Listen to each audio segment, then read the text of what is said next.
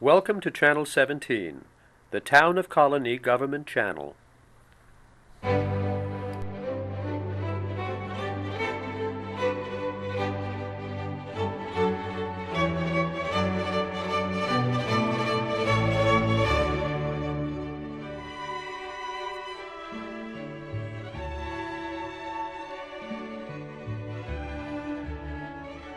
Professor Phyllis Roth teaches up at Skidmore. She was here a few years ago when we did our Jane Austen book discussion series. And if you go to the English department's webpage and look her up on Skidmore, she lists her areas of scholarly interest, and Jane Austen is first. And the list is not in alphabetical order, so that is important to her. And she's going to tell us about this new book, A Truth Universally Acknowledged, 33 Great Writers on Why We Read Jane Austen. So here's Professor Phyllis Roth from Skidmore. Thanks, Joe. Thanks, everybody. Thanks for being here today. When I woke up this morning and saw some snow out, at least in Saratoga, I thought, oh, dear. But this is a great group. And prepared some remarks about the book. And I wanted to give you a sense of not only what I would review it or how I would review it if I were writing a review, but also what's going on in the book, and hope to get some reaction from you. I have a bunch of cards. Don't let that daunt you. It's to keep me on track so that I don't run over time that I'd prefer that we use for discussion. I would like to say a word or two about the Jane Austen exhibit called A Woman's Wit, Jane Austen's Life and Legacy, down at the Morgan Library and Museum in New York City. It has on the Morgan site, which is, let me put it up here,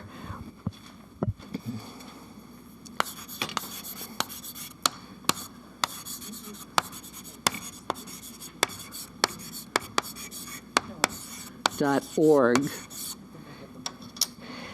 And what's especially wonderful about that site is that it lists not only the exhibits, but it shows you what's in the exhibits. And this is one that focuses on the letters of Jane Austen. They do an absolutely beautiful job of presenting the letters. Jane Austen, as probably many of you know, wrote on both sides of what was then very expensive paper.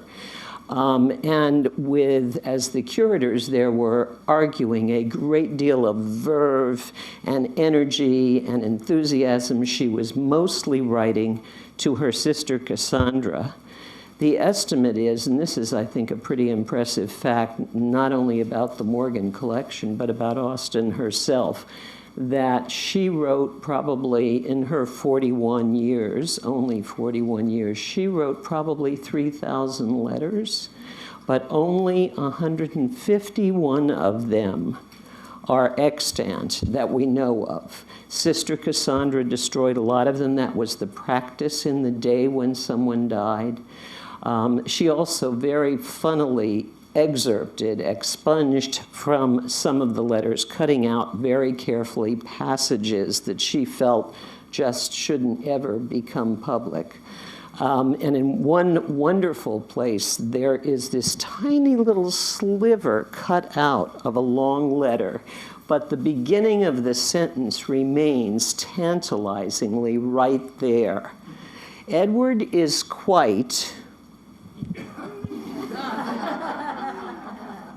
That's especially wonderful because, as some of you may know, Edward is the brother who inherited 3 estates from the Thomas Knight's distant cousins who adopted him, as was the practice among a number of families who had no children of their own. They wanted to keep their property in their line with their name attached to it, so they would adopt relatives' children. So the exhibit is well worth seeing, even if you see it only online. And when you pull up the letters, I could spend another hour talking about the letters, which I won't do. But when you pull them up, click on the zoom button, because you can get very, very close to them. You can read her handwriting. She had wonderful handwriting.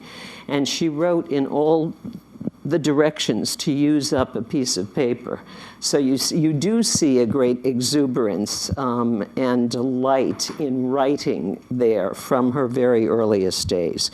So as I say, I'll put this out to remind you on the back table, and feel free to take a picture of that. Now, another thing I want to remark on before we really start. First of all, any of you dipped into this book yet? Had a chance to take a look at it?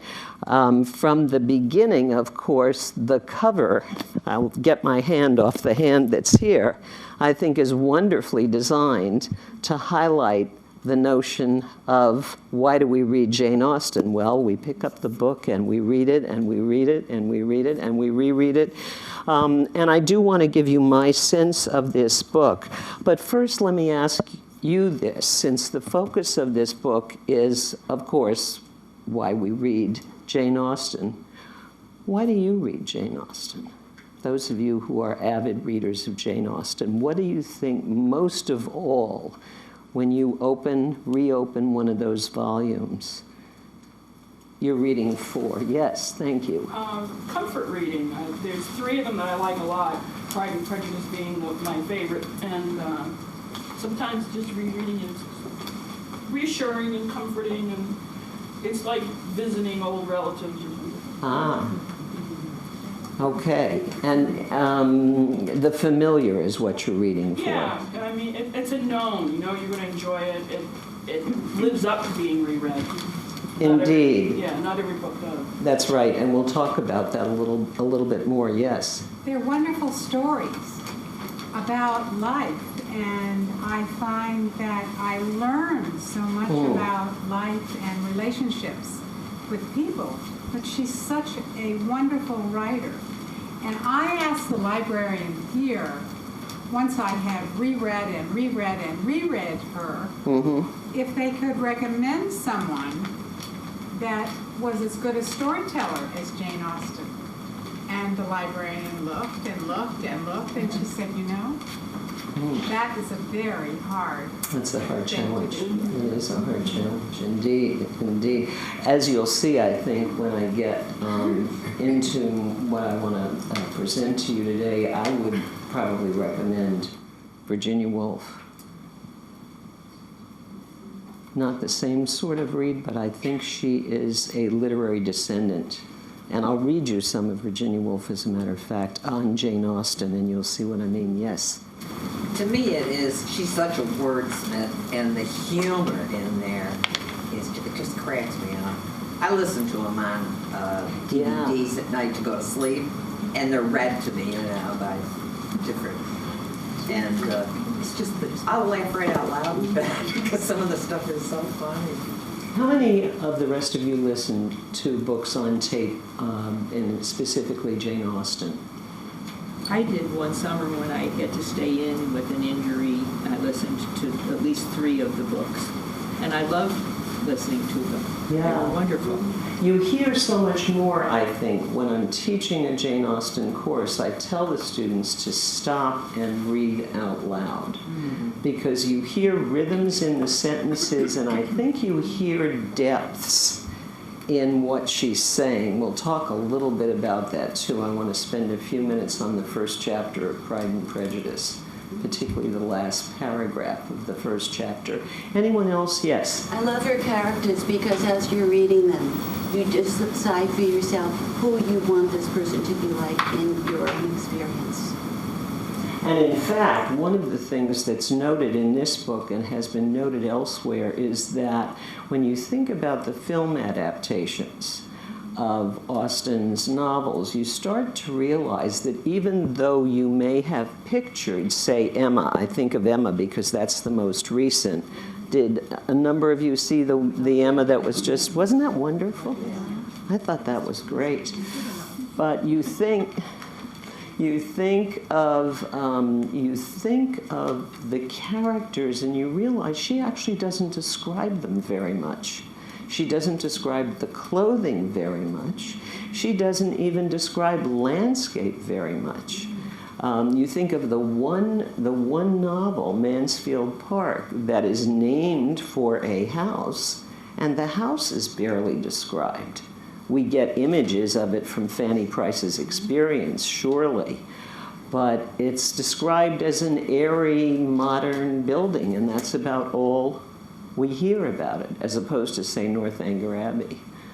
So it's a really interesting phenomenon to think about the relationship between what our own experience and mental image of these characters is and what's actually there in the text. She's evoking a lot in us with, as she would call it, a very fine brush. We'll get back to that quotation in a while. Yeah, Kathy. Taught me, when I was a teenager, I started reading, I was about 14, and I started reading Austen, and it taught me about character, because I didn't really have an upbringing. Parents don't usually do that, at least not these days. They don't really, they don't think about it, you know, they're just raising their children. But the book taught me what to look for in character. Yeah. So I never went after bad boys because I didn't want to get in trouble. Everybody hear that?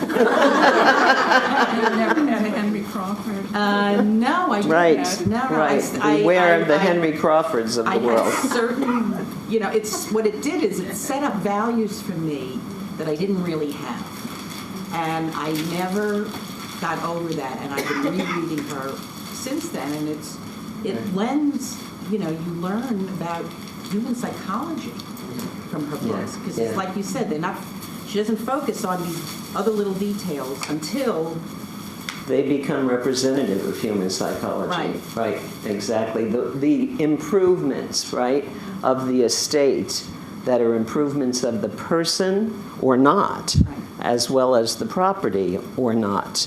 And that's how she uses all of that extra character material as a way of portraying the characters. Well, all of you who have spoken, and I trust that means all of you as well, will find something very much to like and very much attuned to your sense of why read Jane Austen in this book.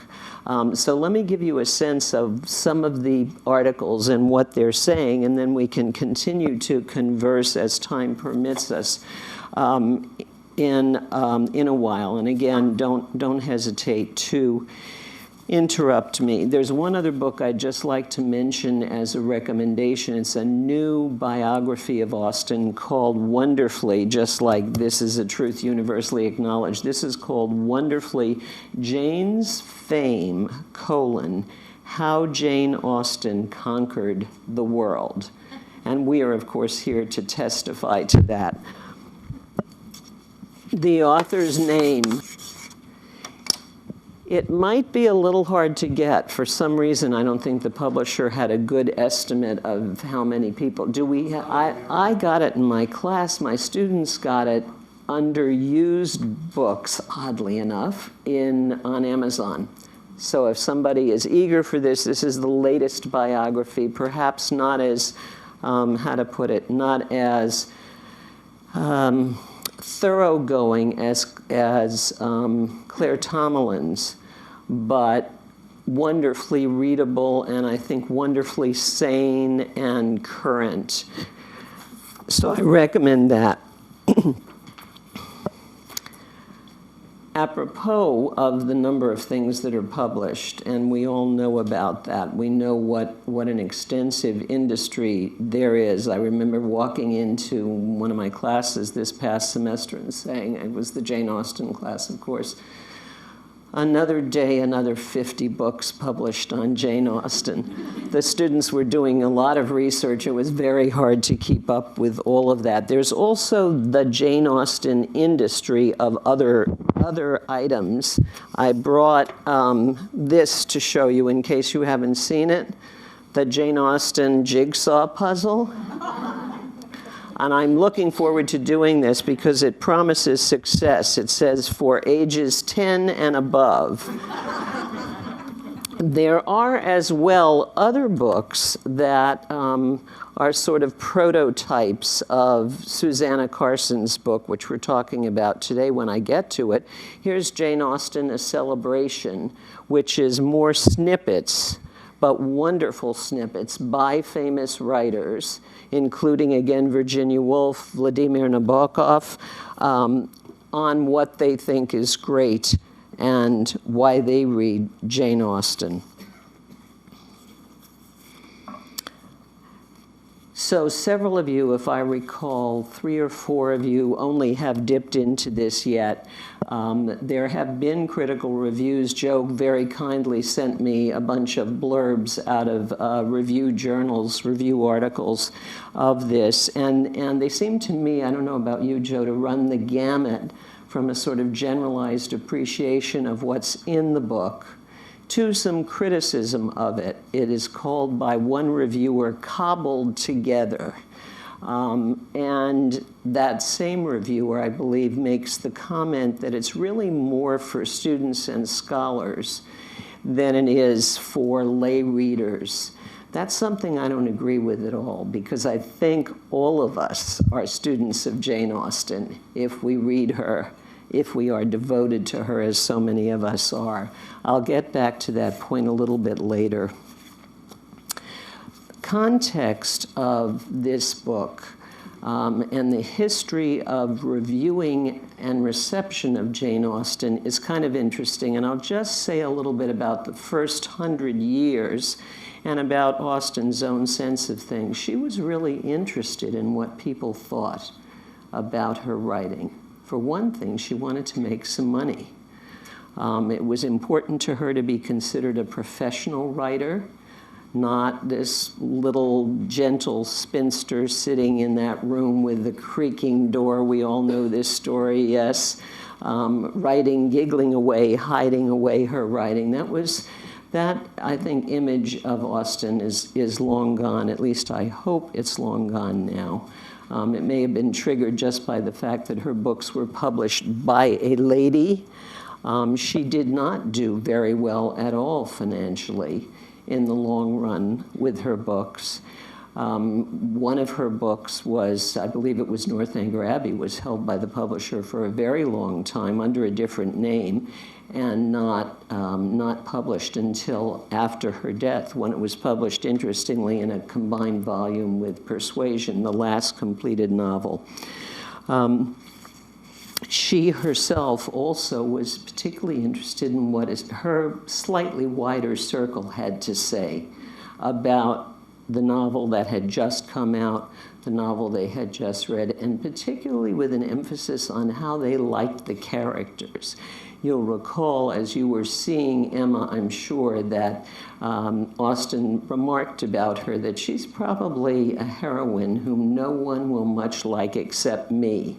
And there have been periods in my life when I really understood that. But there were a lot of people who did like Jane Austen, starting with Sir Walter Scott, for example. And let me just give you some quotes of what various folks said and a sense of how she was read. In 1816, which is the year before her death, he reviewed Emma, in fact, as being one of a, quote, class of fictions which has arisen almost in our own times. So he sees her as modern for the time, and which draws the characters and incidents introduced more immediately from the current of ordinary life than was permitted by the former rules of the novel. And copying from nature as she really exists in the common walks of life, presenting to the reader, instead of the splendid scenes of an imaginary world, a correct and striking representation of that which is daily taking place around him. And we're going to hear that motif, and I believe you started with that, the familiar in those novels, ordinary life, realistic. These are real people. One of the essays in the volume is by the great critic and teacher Lionel Trilling, who in 1973 taught a class, offered a class at Columbia on Jane Austen. He figured, well, he might have to trim the class a little bit, but his ideal enrollment was 30 students. Figured maybe he'd go to 40. Well, the first day, 150 students showed up for this class. He decided, for some demented reason, that he would interview each of them to see if he would let them into the class. Can you imagine that? I mean, for most of us, that would have taken the whole semester by itself. And then, of course, as soon as he started, he realized he had absolutely no criteria on which to base whether or not they should be allowed into the class. But what he did was to form an opinion as he was listening to all of these students that, in fact, what they were looking for was real people. They had read some Jane Austen, reacted to her characters as real people. So this is the first reason I think that maybe Susannah Carson would say people read Jane Austen to read the familiar, to read about real people, to enjoy something that they can relate to, but also, remember, this is 1973. And this, I think, is a kind of complicated and interestingly complicated point. This is post-60s, post the roiling, the confusion, the instability of the 60s, and the students were finding, apparently, in Jane Austen, what they took to be stability. Settled ways, clear moral standards, society arrayed in its ranks and orders in a clearly comprehensible fashion. That view persisted not only in the students in the 20th century at that point, but throughout, I would say, the first 100 years of the reading of Jane Austen. It is certainly not the way many of us read Jane Austen anymore. And the transitions in reading are also another reason for reading Jane Austen. So we're talking then about, perhaps, as I say, point number one, why read Jane Austen, according to a number of the essays in the book, because it's familiar. On the other hand, there were very hostile readers in the 19th century, as some of you may know, of Jane Austen, none more hostile than Charlotte Bronte and Mark Twain. Let me give you a little taste of that. And if you think particularly, I would say, of Charlotte Bronte's own work, think of what goes on in Jane Eyre, for example.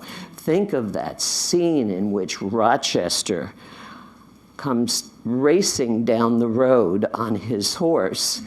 Little Jane is in the middle of the road, of course, not observing the rules of the road. Horse gets scared, horse rears up. This is their first meeting. Very dramatic. And then, of course, there is the very, very famous Mad Woman in the Attic, right? Can you imagine Jane Austen writing either of those scenes? So you can understand, I think, why Charlotte Bronte was not real happy with Jane Austen and said things. Yes, she does her business of delineating the surface of the lives of genteel English people curiously well. You feel that? Curiously well. There is a Chinese fidelity. I don't know what to do with the sort of Orientalism there and that Chinese fidelity. But you got to figure they were living out in Haworth. Their bedrooms were overlooking a cemetery. It was tough to keep your perspective. I did love the Brontes. I did love them. A miniature delicacy in the painting. She ruffles her reader by nothing vehement, disturbs him by nothing profound. Yeah, the passions are perfectly unknown to her, says Charlotte Bronte. Well, I mean, if the Mad Woman in the Attic is an example, okay, I think I made the point. So there is this, and Mark Twain said the best library is a library that doesn't have one book of Jane Austen's in. So opinions vary. We don't all read for the same reasons.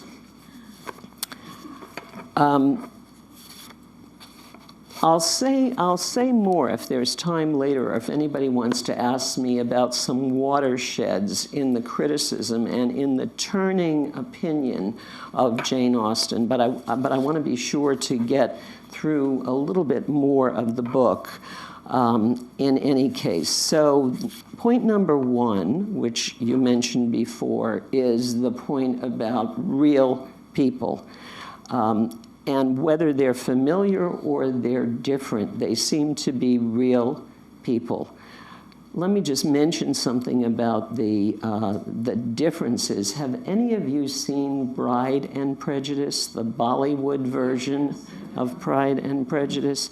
It translates beautifully, doesn't it? It makes perfect sense in that context. So, in fact, what we're also saying is no matter how familiar or how distant, Austen transcends time and place. She is something that people everywhere can relate to. One of the greatest, by the way, one of the greatest websites and Jane Austen societies is the Jane Austen Society of Australia. Has contributed a lot to our understanding of reading of Jane Austen. Okay, I digress. And as some of you said a moment ago, what is so rich about, and I think you made this point, Kathy, about reading Jane Austen, is that she deals with matters of principle, matters of honor, integrity, affection, connections, there's a word that's always there, networking, right? Word that's never in Jane Austen, but the act is, status, and one of our writers in the book says how to be a self in the world, how to be a self that can negotiate the world and achieve some success in one's ambitions in a world that does, especially for women, have a great deal of constraints in it. So those things are bedrock. They're not of one time and place. C.S. Lewis in the book says that instead of the standard marriage plot, which a lot of people talk about with regard to Jane Austen's novels, what he sees is people, especially in 4 novels, people becoming undeceived and particularly unself-deceived. So they're novels of education. They're novels of coming to understand the self and how to negotiate the self in the world. If you think, for example, about particularly, let us say, Elizabeth Bennet and Emma Woodhouse, their progress is one of becoming unself-deceived. Yes? And I don't know about you, but for a good part of the novel, I really want to smack Emma.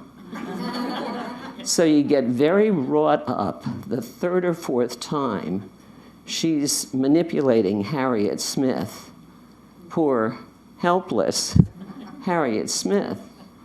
You really just want to smack her. But the relief and the wonder of that novel is the way in which finally, maybe, Emma learns that she doesn't know anything about anybody else. So the progress of the novel is from knowing everything in her own mind, she was the astute one, to recognizing that she was just completely wrong-headed. This again reinforces the sense that doesn't it, that we're dealing with real people, that this is a real human being committing errors, learning, and so on. Hand in glove with this notion of real people is the wit. And a couple of you have remarked upon that. And when I talk about the wit, I have to turn, first of all, to Pride and Prejudice. One of the articles in this book is it Benjamin Nugent? And it is entitled The Nerds. Yes, the nerds of Pride and Prejudice. Who are the nerds of Pride? I mean, there's a word that Jane Austen never used, but she would have if it had been invented. Who were the nerds in Pride and Prejudice? Well, Sister Mary. Sister Mary, absolutely, absolutely. And Nugent makes the argument that the problem with Mary, like the problem with Mr. Collins, who's the other great nerd, is that they don't understand feeling. Their feeling is either absent or awry for the occasion. Let me see if I can find you the reference to the quote. Well, I'll give you some Martin Amis out of the text and what he says about Mr. Collins. This is in relation to what Lydia does. So what are we meant to feel about Lydia, Martin Amis asks. Slimeball Mr. Collins writes to Mr. Bennet at an early stage in the scandal, quote, "The death of your daughter would have been a blessing in comparison to this." This is the clergyman, right?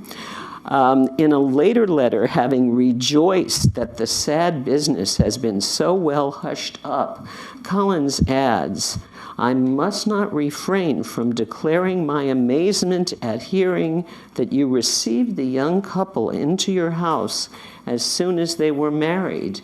It was an encouragement of vice.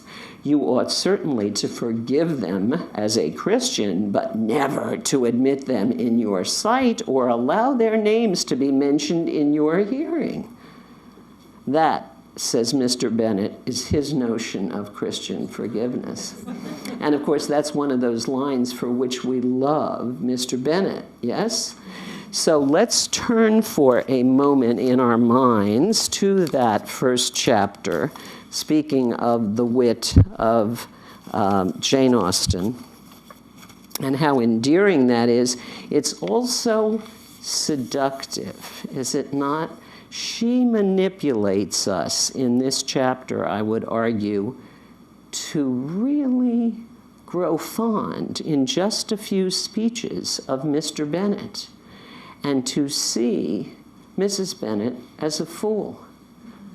One of the interesting things, I think one of the most interesting things about Jane Austen in those first chapters and the ways in which they predict the center spine of every novel. So what we have here is this really quite awful marriage that is based on marriage for all the wrong reasons, right? She was beautiful, and he was taken in by it, indiscreet. We find out at the end of the novel that he is not nearly as good a father as his jesting relationship with Elizabeth would suggest, as our being seduced suggests to us, yes? We love his humor. He seems to see everything in the right way. Problem is, he can't do anything. He doesn't do anything. And Darcy's the one to point it out. So what we have at the very end, just to look at this last paragraph and think about, I bet you everybody in this room has read Pride and Prejudice, possibly more than once. You'll recall this. You may be able to recite this with me. Feel free to join in. Mr. Bennet was so odd a mixture of quick parts, sarcastic humor, reserve, and caprice that the experience of 23 years had been insufficient to make his wife understand his character. She's not exactly perspicacious. Her mind was less difficult to develop. She was a woman of mean understanding, little information, and uncertain temper. When she was discontented, she fancied herself nervous.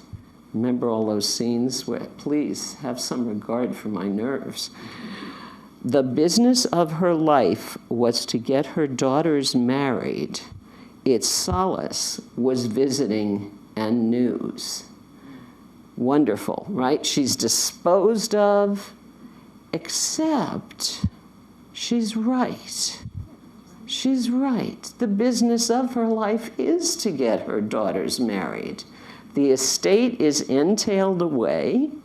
The daughters have nothing, will have nothing worth living on. unless they do marry. So we read, we get the humor, we get the wit, and we reread, and wait a minute, there's something else going on here. With this sort of writing, you can reread for the rest of your life. And the authors in Carson's book are clearly cognizant of that. That's one of the really delightful things about this book, the way in which you're encouraged to think about the multiple layers, even in the most simple remarks that, say, a Mr. Bennet passes. And that's part of the humor and part of the sense of engagement that we have. As a matter of fact, speaking of the engagement that we have, let me read you this wonderful passage. I think this is Nugent also. Yes. He's talking about his reaction to Pride and Prejudice after he's talked about the nerds Mary and Mr. Collins. And he then goes on to talk about his own reaction to the world here. Austen's world is a hell if you believe in meritocracy. How can Elizabeth Bennet, I scream into the void, fall for a brat like Mr. Darcy? He has no right to cast aspersions on anyone, because casting aspersions is all he actually does. You remember the ambivalent feelings one has toward Mr. Darcy? He's an aggressively judgmental trust fund kid who, by his own confession, loves Elizabeth because she's the only person in the whole of his experience who hasn't treated him like a superior by birthright. We all know that motif, yes? I begin the novel sympathetic toward the widely beloved Lizzie, but when she falls in love, I turn my back on her and sulk through the rest of the book. So that sense, yes, of engagement with these characters is absolutely wonderful, and our changing relationship with them over time. This is Louis Auchincloss on that. He just died. Did he? Last week, 92. Well, that's not a bad age. Not at all. And so let's take this as a tribute to him and to Jane Austen's tribute to him. How's that? Every time that I reread Jane Austen's peerless six, the 6 completed novels, I discover that although I always rate them closely together, I find that the order of my preference changes. How many of you have felt that over time? I surely do. In youth, Emma and Pride and Prejudice were my favorites. Me too. In middle age, they are Sense and Sensibility and Mansfield Park, and after them, Persuasion. I am finding in my peer group, my cohort, that more and more of us are loving Persuasion best, for good reason. To me, these 3, Auchincloss says, are bathed in a mood of what, for lack of a better term, I shall call moral beauty. The long, grave struggles of Mary Ann Dashwood, of Fanny Price, and of Anne Elliot for a life that is worth the living seem to me the finest parts of Jane Austen's work. Now, I don't agree with all of that, but I love thinking about it, and I love the way it's written. And for me, therefore, an essay like this works really, really nicely.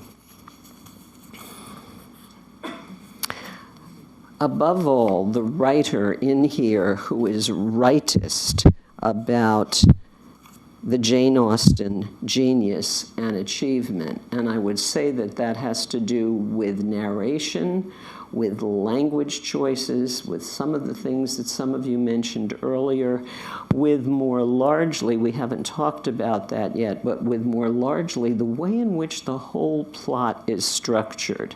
I just recently, just a quick aside, read an essay on gossip in Emma, which was mind-blowing. What it pointed out was that there are many passages, when you reread Emma, think about this, where you can't tell who's talking. It's not a narrator like we're used to in the other novels. You'll notice every once in a while, I think this happens in Mansfield Park, all of a sudden somebody says I, and you realize, oh yeah, there's a narrator here, and I've been getting this all from this particular point of view, which is doing all these dazzling other things. But in Emma, it is very hard to know, just look at the Box Hill chapter, who's really talking? Or look at the description. Some of you may remember this. When Mrs. Elton comes first to town, we hear about how she is thought of by the community, but it seems to be the community talking. There's no one narrator talking there. It's just sort of a cloud in the air, the way we're now talking about internet clouds, digital clouds somewhere out there. It's a scary thought. But Woolf is the real heir to all of this narrative innovation. I would argue that Jane Austen is the first person to write free association. It's not as complex as Virginia Woolf, but Virginia Woolf picks up on that, and that becomes her mode of greatest innovation and her mode of writing. So what I would like to do then is to give you a relatively long passage, which I will try to read well enough to make clear my justification for reading a very long passage of Virginia Woolf, so that along with Austen's language, which is reverberating in your minds, that there's some sense of what Virginia Woolf is trying to emulate as she describes Jane Austen and reading Jane Austen. That elusive quality that is of the beauty of Jane Austen's writing is often made up of very different parts, which it needs a peculiar genius to bring together. The wit of Jane Austen has for partner the perfection of her taste. Sometimes it seems as if her creatures were born merely to give Jane Austen the supreme delight of slicing off their heads. She is satisfied. She is content. She would not alter a hair on anybody's head or move one brick or one blade of grass in a world which provides her with such exquisite delight. Her fool is a fool. Her snob is a snob because he departs from the model of sanity and sense which she has in mind. Never did any novelist make more use of an impeccable sense of human values.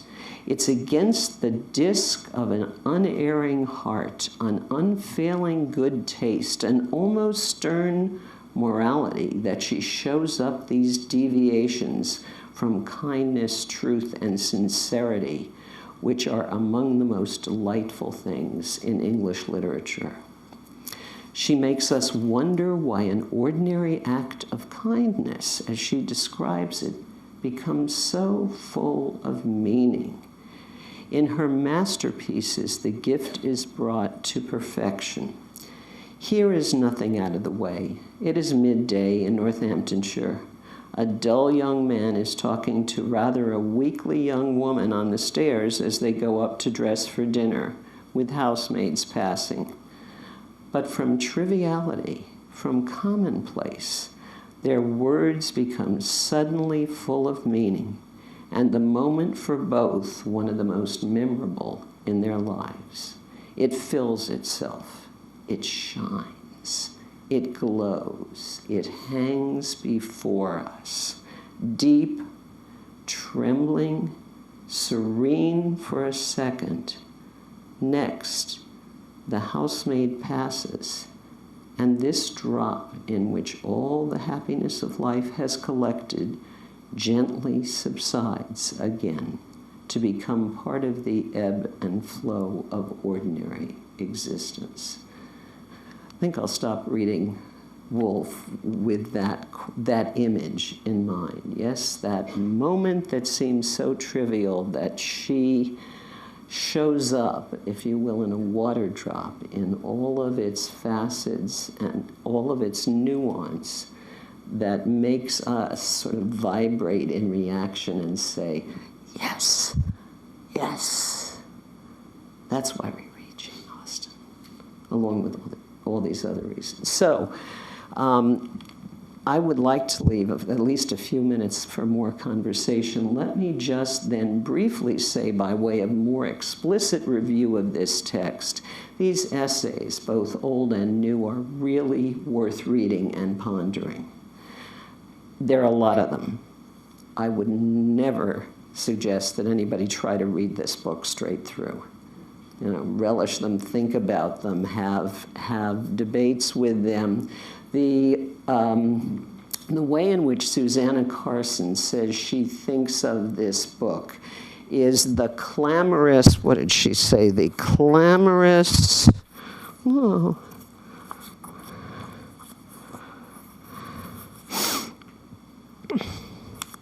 don't know. Let's say this, I'll be alliterative about it. The clamorous cacophony of a book club. She's opening the door to a clamorous cacophony of the book club with this book. I actually didn't hear cacophony in this. I heard a lot that was wonderful to read and reread. What I missed, though, were a couple of things that you might just want to be mindful of.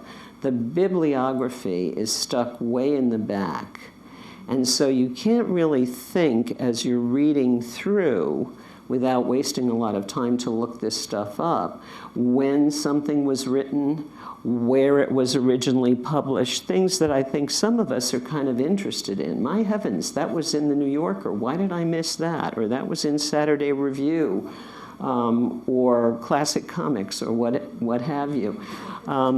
And there's no organizational principle other than what we first began talking about. She sees that some of the writers are attempting to talk about the familiar as they're analyzing why they read Austen, and some are interested more in the historical perspective, in what's distant. Beyond that, there's no discernible, to my eye anyway, organizational principle. And I think she could have given us more of herself and her own thinking behind why she chose these, how they play off each other, subsections with some tips about that.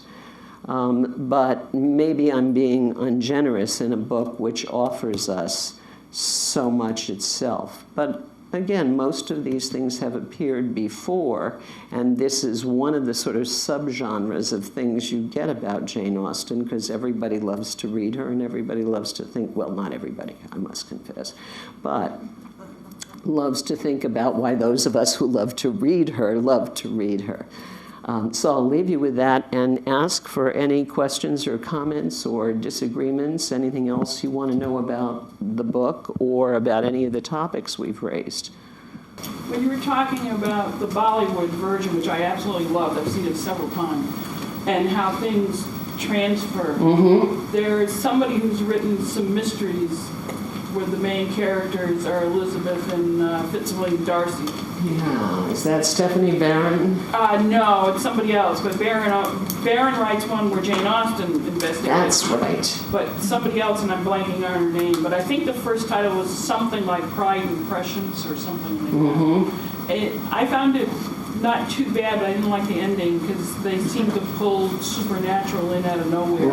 And I don't mind you having supernatural in a novel, but it should be there consistently. Yeah, exactly. Thank you. Yeah. That's another genre, isn't there? The imitations. I call them what if books. The what if books. Yeah. The what if I were Jane Austen and could write like that. I just looked at the list of contributors to this book. I've not read it. P.D. James, who writes the most marvelous mysteries, loves Jane Austen. And in her next to the last novel, her hero, Adam Dalgleish, inspector, commander, whatever, finally gets his Emma. And he chases her down a railroad station, down a platform, and he hands her a note. And he says, I am no Captain Wentworth, but read this note. And it is a proposal of marriage. That's great. And in each of her novels, she brings something in. Yeah. And those letters are very important, are they not? You pierce my soul.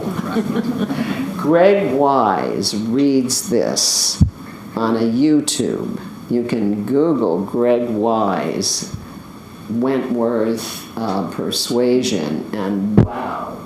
It's actually an ad for a set of editions of the Jane Austen, which are sitting right next to him that the camera keeps going over to. But the reading of that scene is dazzling. That, to me, is the scene in Jane Austen. And it certainly beats what Darcy's first proposal starts out as, yes? Contrary to my good sense and all of my family's sensibility, I can't help myself but to say how much I admire you, and that's not quite believable, is it? Yes, again, louder. Why did you like Persuasion so much? Why was it your favorite? It is now, is the first important point, and I think it's because it is the novel that seems most mature, if I can use that euphemism. And I think a lot of us, as we age, turn to Persuasion, rather than the novels with the 17 or 19-year-olds in them. Not that one wants to identify herself with Charlotte Lucas, who's also 27, but maybe given Charlotte Lucas, we've been waiting for the success. The other thing I would say about Persuasion, because I love saying it about Persuasion, because I think it's true, is that that's another novel that builds to this sort of excruciating pitch of anxiety and suspense. Is this going to happen or is it not going to happen? And what I feel in that novel, and this is, I think, in some ways, if the word feminist were appropriate, were not an anachronism, I think this is one of the real feminist moments in Jane Austen, is that novel, as Anne Elliot attempts to put herself in Wentworth's line of vision in a receptive light without overstepping what is socially acceptable and being improper. And it's all about what she can say and what she can't say. So that scene with Wentworth writing to her is such a perfect match. He feels his own constraint about speaking to her, but he finally at least gets to write it. She can't even do that. Those two chapters, by the way, the only drafts we have from Jane Austen's earlier versions are the two ending chapters of Persuasion. The ones we read are the revised ones. But if you compare them side by side, you'll see how hard she worked to revision how that scene needed to be balanced, to bring it all together. He writes to her, she's having this conversation with Harville. It's indirect. It's indirect on both sides. And that's what so keeps you on the edge of your seat, even in the fifth or sixth reading of that. You know what's going to happen. You know what's going to happen, but you're never sure. Right. After every it could always be different. It's like watching World War II movies. You know how it ends, but you still watch it anyway. I have a question. Yes. Have you had any students over the years teaching Jane Austen that have, and I'm talking about the ones who are serious about it, not the ones who have to take a class, that didn't like Jane Austen, and why? Do you know? I don't think any of the students, at least that they would admit to me, came away saying they didn't like Jane Austen, but some of them didn't like one or another. And I respect that. I mean, I hated Emma for years. Well, first I loved her. When I was in college, I loved Emma because she was so rebellious in her own way. And I, too, had a wonderful relationship with my father. So all of these ways in which we identify. But then she just seemed so manipulative, so thoughtless, so callous to other people's feelings, so self-exploitive of her own status and standing, that I just couldn't bear hers. Actually, this latest film adaptation that has made me think otherwise, and that essay on the narrative and where is it? People say that some people say that Emma is the best made of all of the novels, the most complex and the best made, and I'm beginning to buy that a little bit. But who knows what I'll think when I read it. So the students do the same thing. And I would expect to hear back, as I have in the past, too, 20 years from now, someone will write and say, you remember what I said about Emma? Or whatever. Actually, no, I don't. I don't remember. Remind me, please. Anything else? Harold Bloom has written a book named Genius. And, of course, his first entrance is Shakespeare. But Jane Austen appears in it. Yes. And I just wonder if he's included in the book that you were talking about.